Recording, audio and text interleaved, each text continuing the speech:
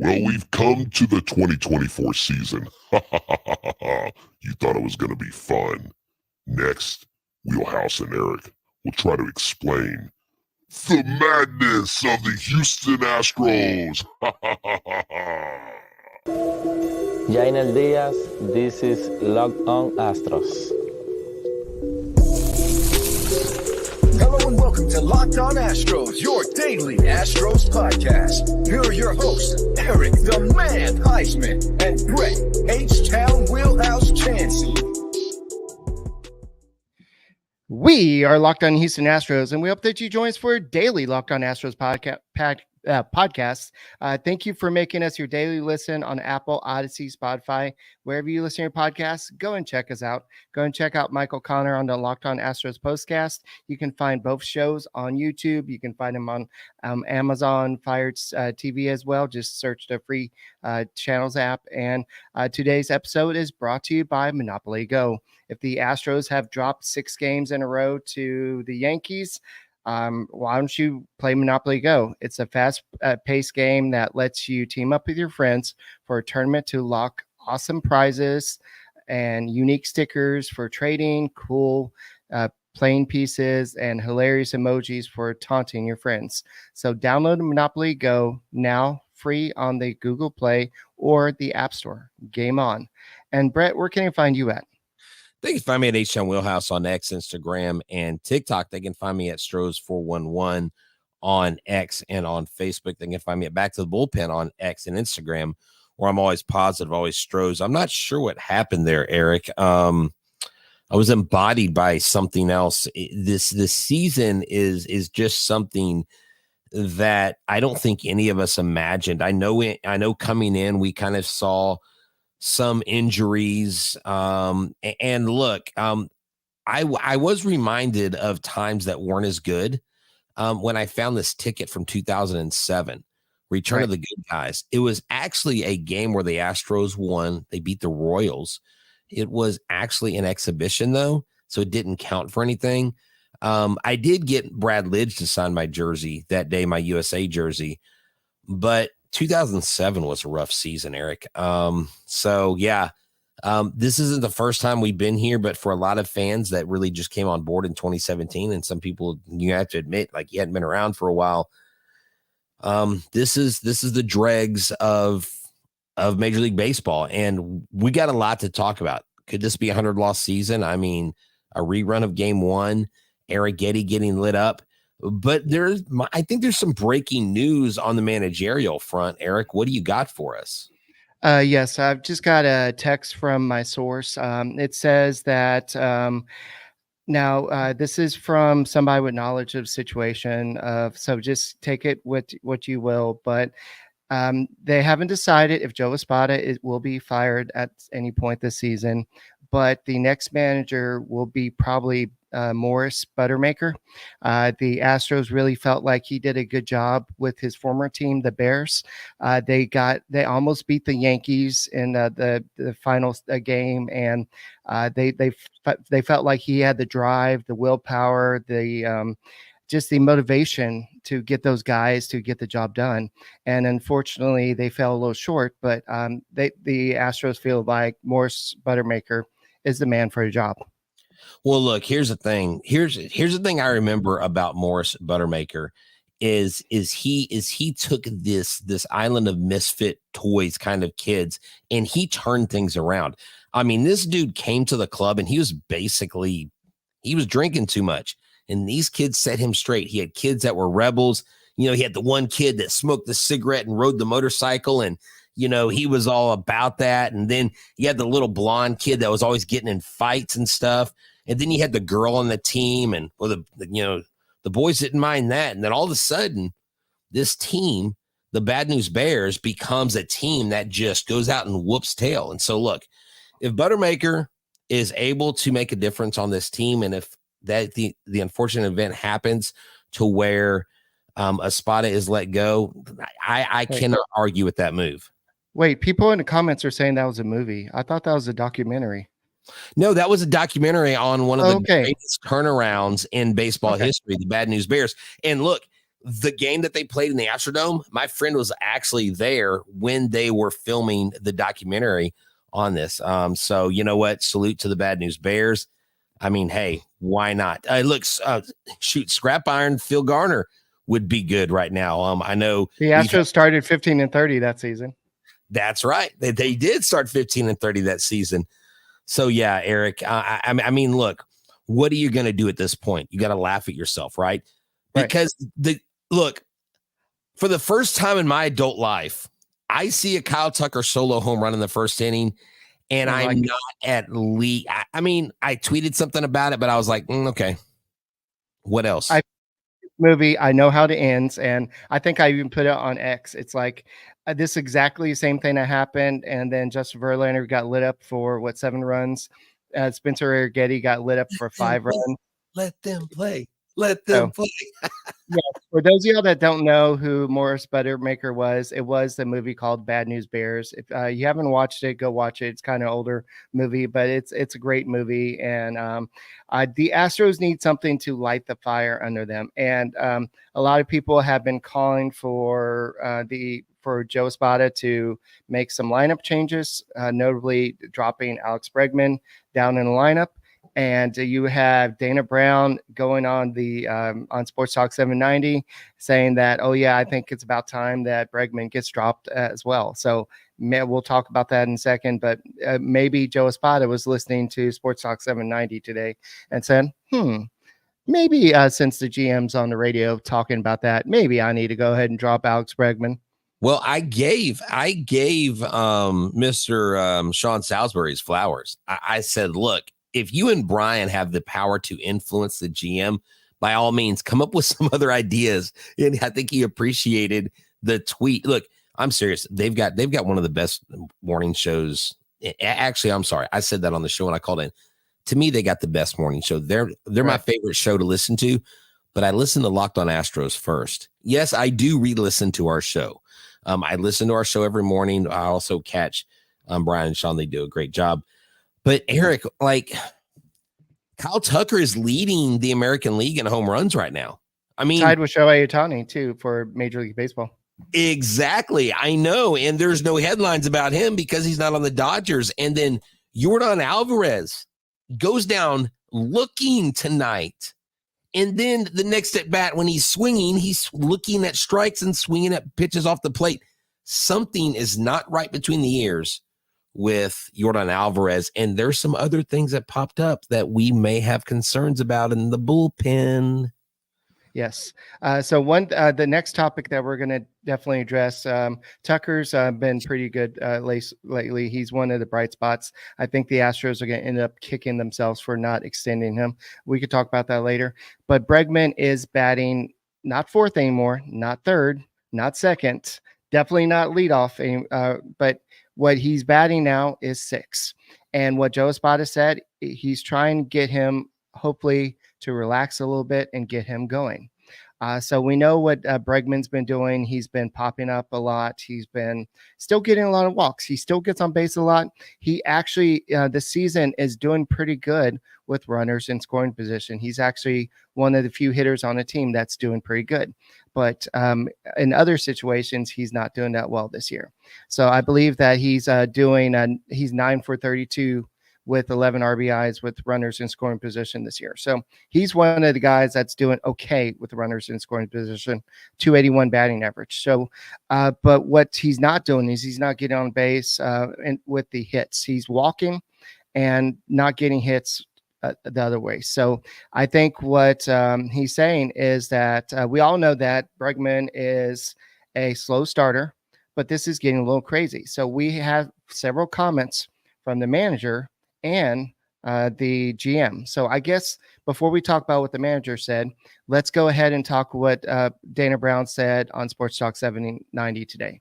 Real quick, Eric. This was the first time that Alex Bregman batted sixth since September 1st, 2021. So It's been a few years since he's done it.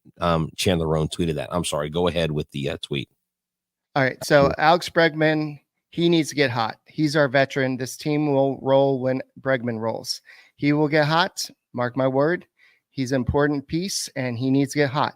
Have you seen the back of his baseball card? No, he did not say that. Oh, But God. he does team building for us in the clubhouse. That's the guy. And the contract isn't the issue. He's a former first round pick. He's been through a ton in the league, and he's a grinder. I don't see the contract as added pressure or an issue, but maybe it's a good idea to move him down in the lineup. I like shaking up the lineup. We could possibly see that soon. Okay. And soon is tonight. Here's the thing: when they talk about team building exercise, all I hear is like trust, fall, trust, fall, trust, fall, fall, fall, fall, catch. Or like I think back to the youth group. Like let's build. Hey guys, we have different pieces of the puzzle over here, and we got to solve it before the other group. Look, Altuve's like, I got the puzzle made. And look. Hey, Brett, before we go too deep into this, we got to do a commercial break here, and we'll hear what Brett has to say, and then more importantly, we'll hear what the manager has to say. This episode is brought to you by DoorDash. Use the promo code LOCKEDONMLB, and you can get this exclusive offer from us, 50% off your next order, up to $15 when you spend $15 or more on your next flour, convenience, grocery, or retail order now on DoorDash. That's right. And Mother's Day is right around the corner. And if you want to make mom smile and you love giving her flowers, surprise her with gifts and brands that she loves delivered the very same day with DoorDash. You can even save more money and make her happy with the Dash Pass membership, 0 delivery fee, and reduced service fees on eligible orders from Dash Pass recipients that meet the minimum subtotal. Other fees include service fees apply and terms do apply. So this Mother's Day, if you want to make your mom feel special, then use this promo code LOCKEDONMLB for 50% off your next order, up to $15 when you spend $15 or more on your next flour, convenience, grocery, or retail order now using the code LOCKEDONMLB. All right, game off, because we've got to pause this thing. Look, I know you've heard me talk about Monopoly Go. You're like, Wheelhouse, you've already done this, flag on the play. But you don't know what I'm about to tell you right now. You can team up with your friends, time tournaments where you work together to build up each other's boards. The more you win together, the more awesome the prizes that you unlock. Unique stickers that you can trade and complete albums for big prizes. Cool, new playing pieces to travel the boards with, and hilarious emojis for taunting your friends. And when you smash their buildings or heist their vaults, that's right. Plus, Monopoly Go feels new and exciting every day. It's the classic game, but it's all new. And there's always new timed events to help you win big, like massive multipliers for everything you win or rent frenzies. There's always something fun to discover in Monopoly Go. So get off the bench and go download it now free on the Google Play or App Store. Game on. It's been played over 150 million times.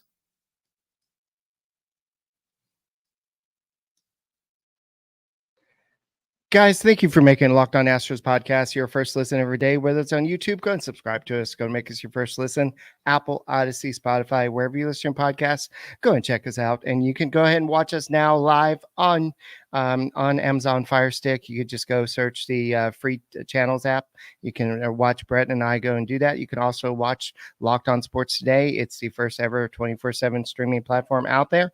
And go and catch all the game action on SiriusXM. Just go ahead and search Astros on the SiriusXM app, and you can hear all the play-by-play action. So, Brett, what were you going to say about Bregman hitting 6 before we hear what Joe Espada has to say? Oh, no, I was just saying that it's the first time since 2021 he's done it. So that clearly means that there's never been a lack of confidence in his ability to do what he is capable of doing. Look, man, he's just going through it. Baseball is the toughest sport to play. Baseball does have so many ways to bring you down. I mean, it's basically centered around negativity, Eric.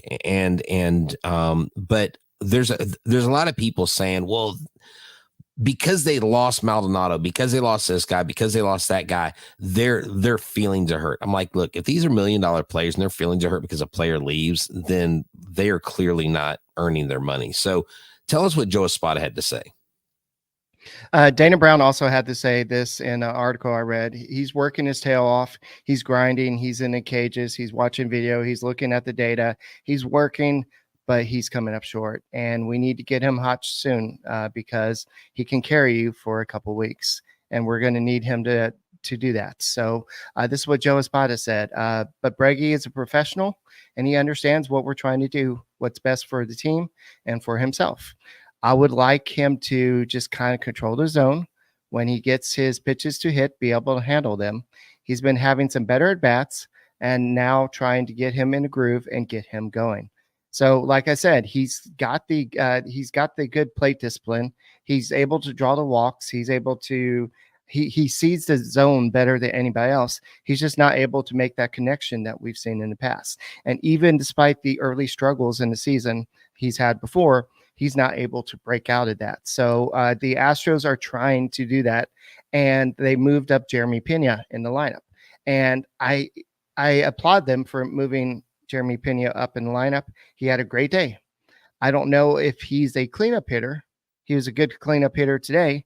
I think still, Brett, I still think he's a number 2 hitter.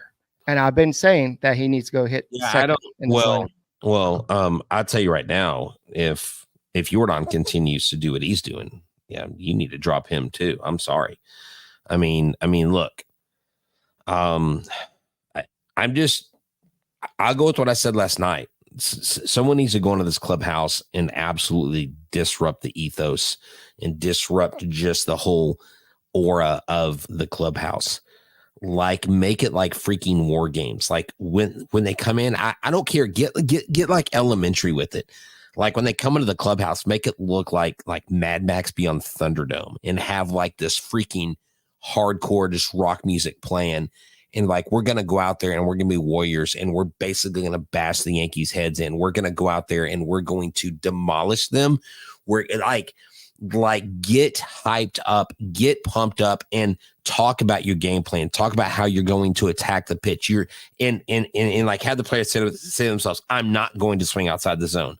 I'm going to, when a ball comes to the strike zone, I'm going to absolutely put it in right field. I'm going to try to take one of the fans' hats off their head. I mean, you've got to do something. And I know that in the end, that may have a temporary effect. But the reason why I say that is because a lot of people feel like this team has no fire. And I tell you why they don't have fire, because losing sucks.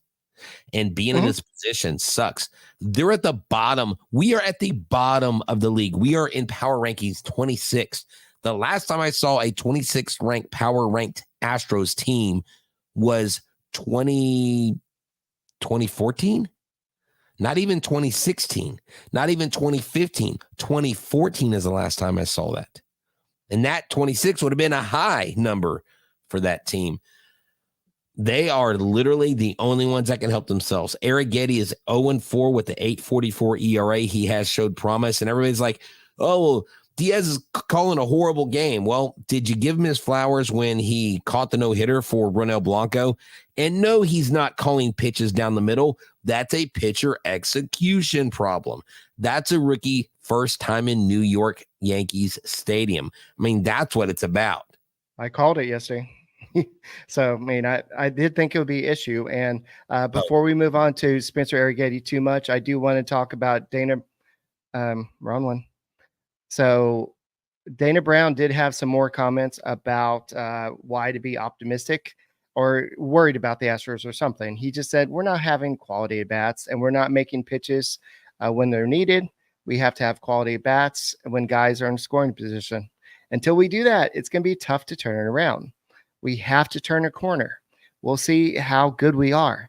And I think we'll get on a roll, but we have to get good quality at bats and make good quality pitches. And this is what he said. I give our guys a C-. We're not playing up to our potential right now. The Astros are one of the worst teams in baseball. I understand you're trying to motivate them, but I would say, I think people across baseball are perplexed with what the Astros are doing right now. They're playing way below what anybody would expect. And so I would give them, if not an F, I would give them a D- right now. because you have Alvarez who's not hitting like his potential. You have the back the bullpen, your big three. And I know I see people on X saying, I'm tired of hearing the big three because the big three can't really contribute anymore. And there's just so much that's going on with the Houston Astros right now. And nobody is understanding what's going on. And maybe the run of 7 straight ALCSs that caught up to the Astros, the lack of draft picks, losing some of them through trades, losing them through the cheating scandal. A lot of things have come to this situation. Also, the Astros let go James Click. James Click, I thought, was doing great things for this organization. And so now he's out of the picture. And so the Astros now are here. Jeremy Pena is now your cleanup hitter for the moment, but I don't know how long that's going to last. But he was one of the bright spots of today's game. This was his first start in the cleanup spot. He had his 4th home run of the season. He had 3 hits, and his OPS is 831. This one of the best OPSs on this team this season. So the Astros, I don't know if he's the full-time thing, but definitely something. So we're going to address Arrighetti in a second, Brett. We do need to get to our next ad read. We'll talk about Arrighetti. I do want to talk some more about the trade deadline discussion we had. I had some more thoughts during the day. And Christian Javier is returning. We'll talk about when he's returning in a second. This episode is brought to you by PrizePicks. Download the app today and use the promo code LOCKEDONMLB for your first deposit match of up to $100. Baseball is in full swing, and whether it's strikeouts, RBIs, or first-inning runs against the Astros, take your pick of more or less and then add them to your PrizePicks entry today. Get in the playoff action and win up to 100 times your money on PrizePicks with the world's best players taking on the game on the court or on the ice, because NHL and NBA are both in playoff season, and it's offered in more than 30 states across the country, California, Texas, and Georgia. You can play alongside guys like Meek Mill or Sugar Shane O'Malley. Other cool features: player in the first half goes off, second half gets injured, it won't count against you. But turn 10 into $100. Quick withdrawals, easy gameplay, now offers Apple Pay and quick and easy deposits into your account this basketball season, and offers weekly promotions. Special offers do apply here, and check it out. Pick more, pick less. It's that easy. Hey, Astros fans, we got 186 people listening to this live. We have thousands of more people watching this and listening back to it. Why don't you go and subscribe to us on YouTube? Go and make us your first listen, Apple, Odyssey, Spotify. Become part of the Locked On Astros community. Become everydayers and go and help us out. We're trying to get to 15,000 subscribers, then to 20,000 subscribers. And we're hoping that we don't have to rely on Morris Butterbaker to be the next Astros manager. But the Astros are in a spot right now where they're about to be at a spot of no return. And yes, they have some pitchers coming back, Christian Javier coming back, then Jose Urquidy is making some steps back. But Spencer Arrighetti pitch today. He had some good moments and some bad moments, but that's what to be expected pitching his first game at Yankee Stadium. And he gave up some bombs to Juan Soto, Aaron Judge, and Giancarlo Stanton. And Giancarlo Stanton one was 119.8 or something like that off the bat. He gave up 5 runs on 8 hits. He had 3 walks, 4 strikeouts. His ERA, like you said, is 8.44. And then Dubin came in, gave up another 3 runs. And then Taylor Scott came in a little bit later, gave up another run. That's 9 runs. The Astros came back a little bit later to get 4 runs. But you can't keep on coming up from behind. That's the Astros issue. Yeah, look, here's the deal. So look here. I'll give you Astros fans. Hold on. I got to read this for you. This is actually interesting. Ryan Bally, I'll give you Astros fans props. This many people on here after how things are going coming from a Rangers fan. Well, Ryan, let me tell you something about Houston. Let me tell you something about this town. We're not fair weather fans. We don't just show up when our team wins a title once in their team's history. We've always been here, proof by the ticket that I showed earlier. So thanks for the compliment. Everybody in here, we're real fans. We're not casuals. And Yankees fans come in here, you get banned. We don't like you. If you're going to talk crap to us, you can get the heck out of here. Kick rocks or go touch grass or go tell your mom to heat up your mac and cheese because we're not going to pull up. We're not going to put up with that bull crap. It's okay to come in and just talk a little bit of smack, but if you're going to be rude, no. This guy was being rude. Okay. This guy was being rude. He's out. He's banned. So do that again on this podcast. You're done. I'm sorry. I'm not going to put up with your BS. Because look, we are real baseball fans here, and we recognize that the Astros are not a good team right now. They're actually a very terrible baseball team. And I think Arrighetti is in a lose-lose situation, Eric. He would have to be Paul Skeens to actually make an effect on this roster. And I even think Paul Skeens, who just got called up by the Pirates, one of the best pitching prospects in all of baseball in the last 10 years, Paul Skeens would struggle on this team. I mean, this team does not give confidence to the pitchers. And there were bright moments, but at the end of the day, he's got a massive ERA. His mistakes are huge over the middle of the plate, and Diaz isn't calling him over the middle. But when you got guys like Soto, Stanton, Judge, freaking Verdugo seems to hit against us really well, whether he's a Red Sox or a Yankee. And so I don't know. It's just, Eric, we're going to have to take our lumps, man. We're going to have to take our lumps. Tip of the hat to Pena for delivering today. Keep them there. Look, keep this lineup. Keep this lineup right for 4 or 5 games. Get Dubon back in there. Because I was told Dubon has value as a pinch runner. No, Dubon has value as an everyday at bat. Yeah, you had 3 hits in today's game. You had Myers that a lot of people have been saying send down to AAA, DFA him. He had 2 hits in this game. You had a lot of hits at the bottom of the order. You had Pena with 3 hits in the cleanup spot. Then you had Altuve with the hit, Tucker with that big home run. So the hits are spread across the lineup. Singleton, who's been hot, has been kind of slow in this series. But I think that's the problem. It doesn't matter where you put these people in the lineup. I would say that Tucker needs to be in cleanup and Pena needs to be there. I think that Diaz needs to be a little bit further up in the lineup. But I think that until Joe Spada finds something that clicks, where I don't think it really matters. The team is struggling so much. But Brett, you mentioned Juan Soto. These are not updated. I forgot how many bats this was afterwards, but Juan Soto's number against the Astros so far this season, he's 13 for 22 with 2 home runs, 6 RBIs, 5 runs, 3 walks. That is a .591 batting average. So that is a .654 on base percentage. That is a great baseball player against the Houston Astros. That is the next Albert Pujols.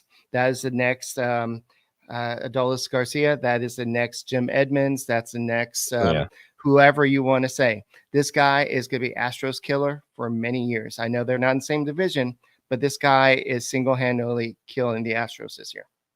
No, he is. He is an absolute Astros killer and just a monster. And if the Yankees don't sign Juan Soto, they are smacked out of their mind.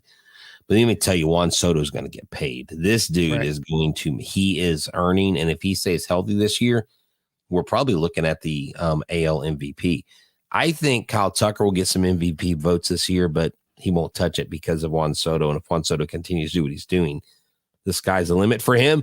And look, the Yankees are actually playing better than I thought they would, because I really thought pitching was going to be the issue. I thought their offense was going to be somewhat inconsistent. Maybe thought that the strikeout bug was going to hit Aaron Judge, but Aaron Judge has hit more home runs than anybody in baseball since 2017. And so we have got to get up there. We got to get to the plate. And Eric, is it time now? I'm not all for firing a manager this early in the season, but at what point do the Astros look at the pitching coaches or the hitting coaches? And at what point do they start taking position? Because that stuff happens. That stuff happens before the big guy goes. The smaller guys are done, and AAA guys are brought up, stuff like that. I mean, are we to that point, or do we have to be here in June? If we're still, I think this goes back to the trade deadline conversation we had yesterday.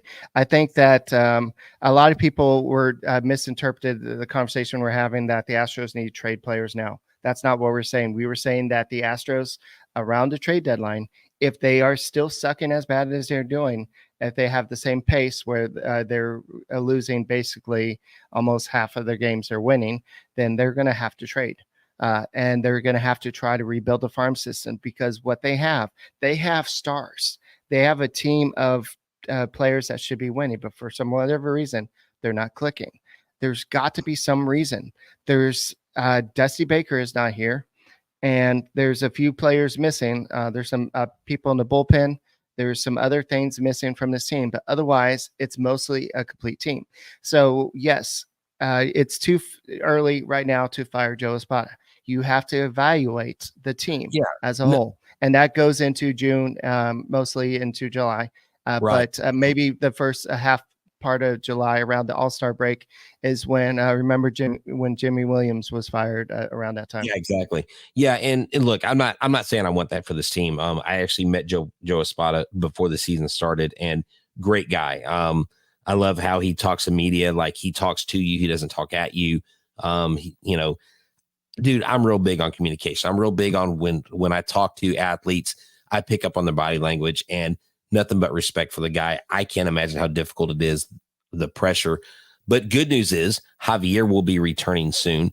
Christian Javier's looking good, feeling good. So hopefully he won't have any pitch Friday or Saturday. Yeah. So here's the deal. I don't know if you heard this, but they reported that Mr. Presley was dealing with some discomfort and some back soreness. Yes. Some back soreness. They weren't worried about it, but he's dealing with back soreness. And then JP France, we know, is probably going to be out for a long time. Dude, these injuries keep piling up. I mean, and so the pressure doesn't get any less. And look, I can still guarantee you guys, and look, I don't care if we end at 32 minutes or I think we take it a little bit longer tonight. Screw the anyways. Okay. This is what I think, Eric. I think that we have to realize that this team actually stresses less about the losses than we do as fans. Again, I'm gonna preach this. Fan is short for fanatic. We are fanatics. We are emotional. We love this team. We fight for this team. We want this team. We defend our team. We make memes about this team. We get into arguments with family members over our team, right? But at the end of the day, they're the guys getting paid, and they know more than anybody. I mean, if you would have told me the Astros were going to be 12 and 24 at this point in the season, I would have been like, there's no way on this side of heaven that's going to happen. And it absolutely has. And Jordan's got to step it up. I mean, does Jordan need to go on the IL? Is he hurt? Is something wrong? Because he's not, like, he really hasn't been. Last time he started having a slump like this, they ended up going, oh, his hand's hurt or this is hurt. And so I don't know. Like, I don't want him to be hurt, but I would almost rather them say, oh, the last few weeks he's been dealing with this and didn't say anything. That would make me a little bit more helpful than he's just mentally checked out. Like, because he doesn't like stuff, Eric. It's like going to a doctor and a doctor doing a strep test, doing a flu test, doing a COVID test, doing all different tests. And then he's like, well, I don't know what it is. It's probably just a virus. So we don't know what's going on with him. And that's the sucky thing, is that this is a once in a lifetime player for the Houston Astros. And he's going through one of his worst slumps of his career. But we have to remember that he did go through a slump like this last year, where maybe he didn't have this hitting slump, but he struggled hitting with power for home runs. So he went like almost a month without hitting home runs. And so then he came back and he did it. So I think that Alvarez will find his way.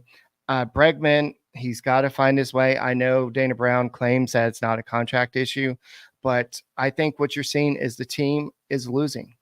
And you see, when you see teams, guys losing who are not used to losing, they tend to press and they tend to try to do it all. Instead of hitting a 2-run homer with a runner on, they're trying to hit a 4-run homer or a grand slam, and trying to hit a 5-run homer, or they're just trying to go above it.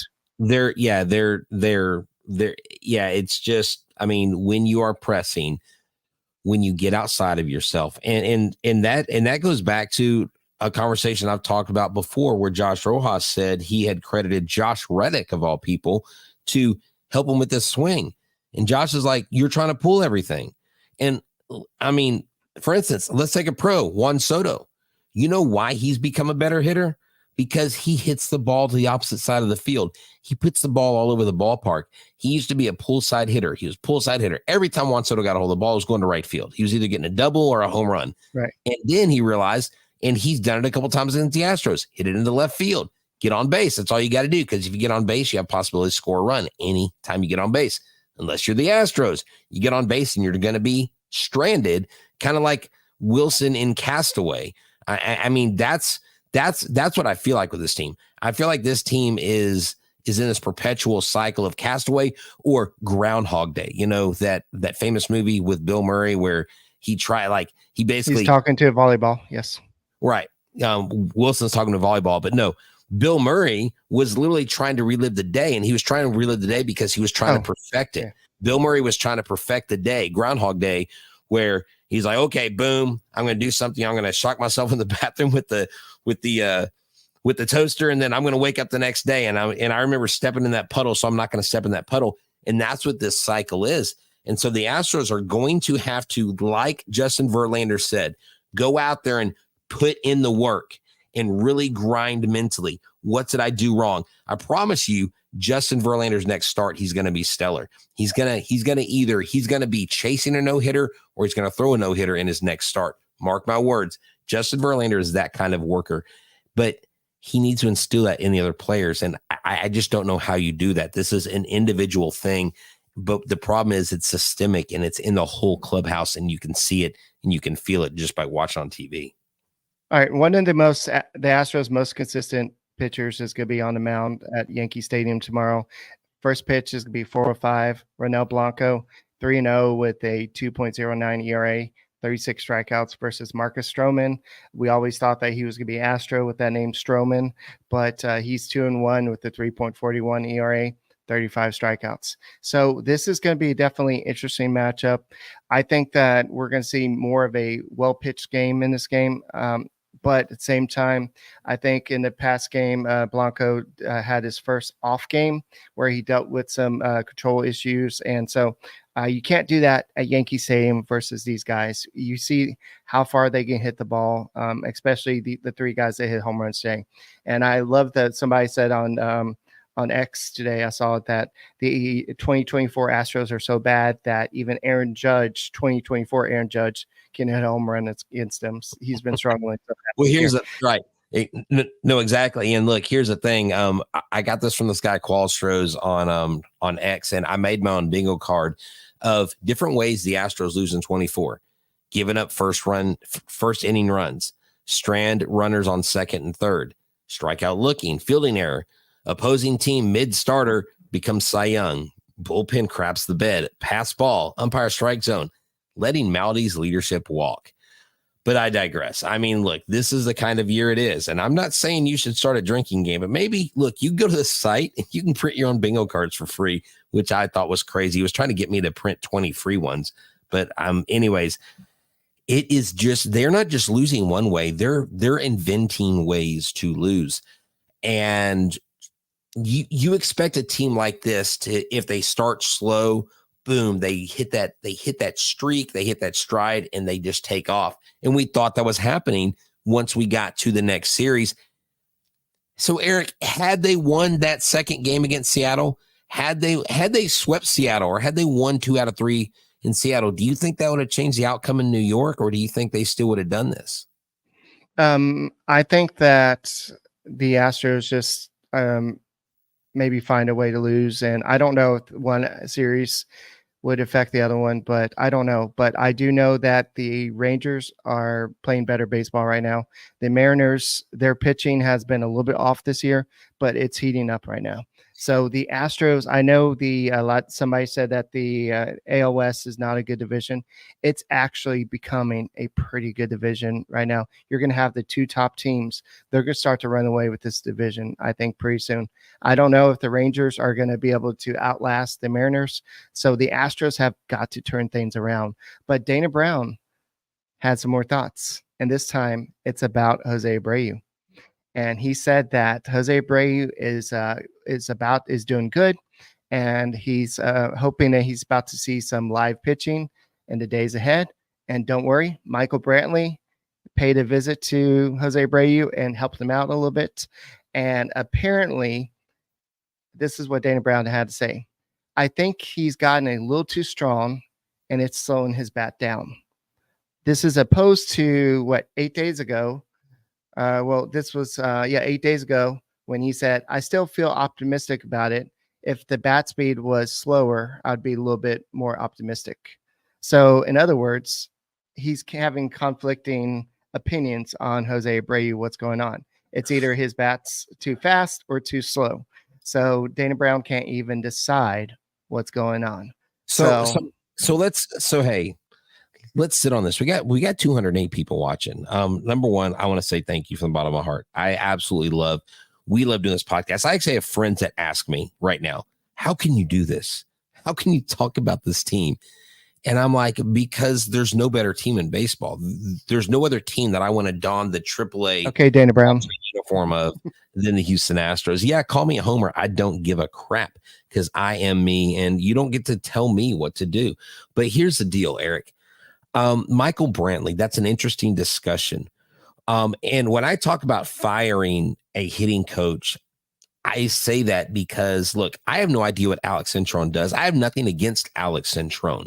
I don't know how to grade a good hitting coach and a bad hitting coach. But if they do start firing people, it's usually the position guys. And you've got a guy in Michael Brantley that I think you could talk into being there. And you could, or you add him to the staff.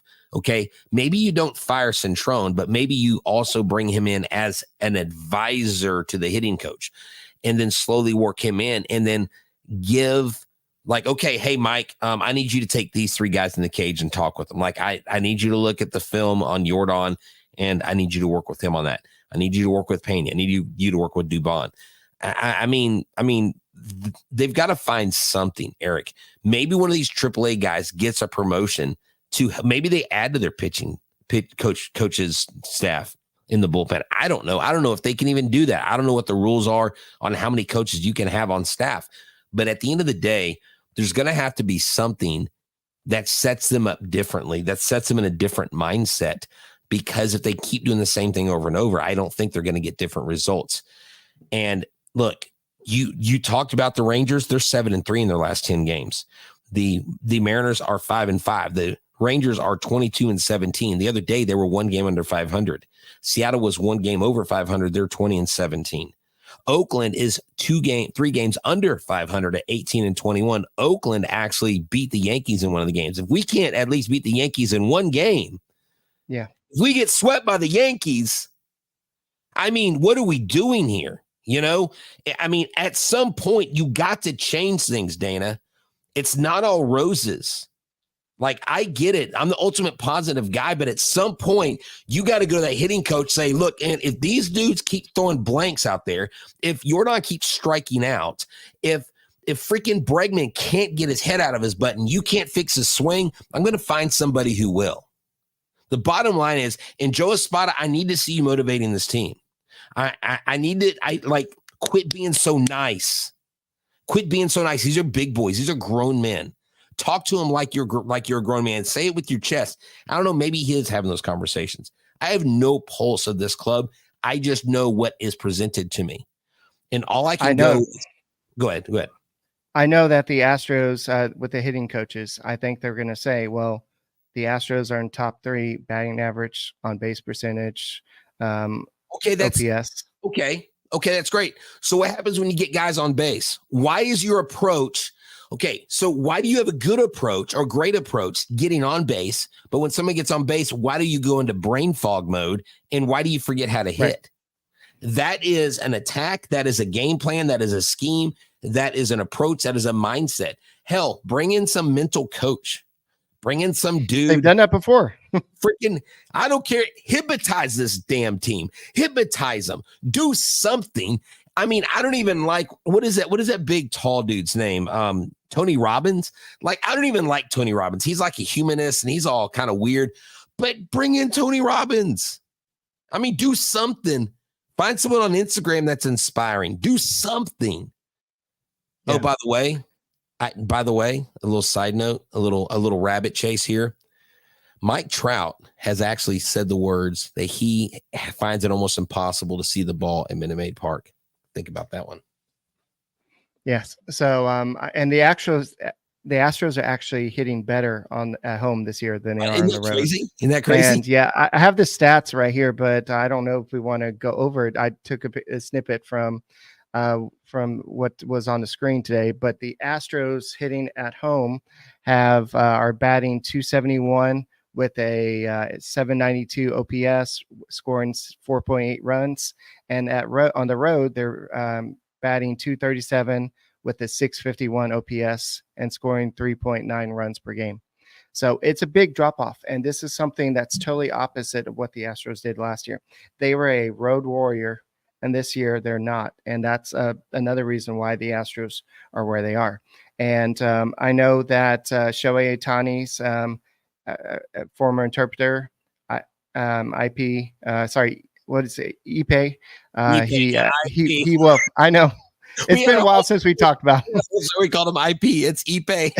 I know. It's been a while since we talked about it, but man. Ipe will plead guilty to 1 count of bank fraud, and will go ahead and plead guilty to that. He stole $17 million from Shohei Ohtani's account. So, and there's a Ohtani, like Khan, you get it? Ohtani. Oh, my bad. All right. And then apparently Kershaw has a book out that's called Playoff Kershaw or something. Yeah. And hold on. It's called Playoff Kershaw? Or I don't know if somebody wrote a book or if there's a story about it or something. Hold on, but yes. The author wrote about it, and he said that of all the playoff seasons that he's the most disappointed in, it's the 2017 season. This is what he has to say. In 2017, we all know what happened with the Astros, and that's the one that causes him the most frustration. Oh God. But so anyway. Eric, hold on, Eric. Yeah, it's called Clayton Kershaw, the inspirational story of baseball superstar Clayton Kershaw. Now, I will say this before I kind of bag on this guy. Okay, he is a believer. He does have faith. I think he's a great human being. He does a lot of good things. He's terrible in playoffs. And this Dodgers team, look, hey, how about try getting to the World Series when you win 116 games, right? Mm-hmm. How about talk about your 2022 title? Like, why do y'all never talk about your title in 2020? Maybe because it's a Mickey Mouse title. Go get a real title, and then we can talk Mookie, I cheat bets. All right, see you later. Guys, that's all we got for this edition of the Locked On Astros podcast. Go and subscribe to us. Go and make us your first listen on Apple, Odyssey, Spotify, wherever you listen to your podcast. Go and check us out. Go and check out Michael Connor on the Locked On Astros postcast as well. After every game, win or lose, he'll go and be there. And we'll be back tomorrow after the Astros hopefully win a game against the New York Yankees. Go Astros. Rock and roll. So, Eric, are we taking bets and who gets fired first? No comment.